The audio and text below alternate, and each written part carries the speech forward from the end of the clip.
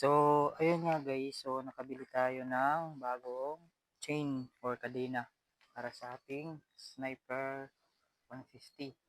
So, palitan natin kasi maiksi siya. So, malaki yung allowance niya dito.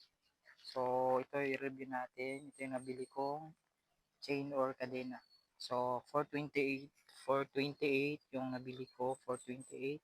Tapos, naka o-ring type. Naka-o-ring siya.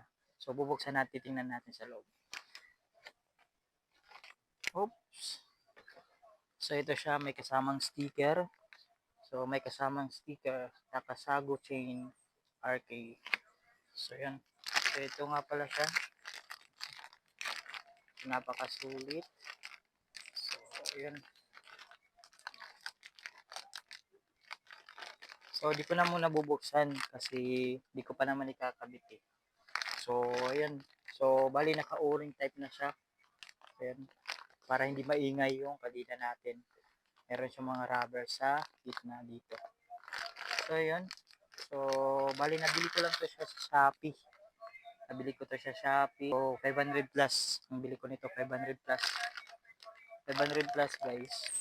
So, ayun guys. So, papakita ko sa inyo kung ikakabit na natin to.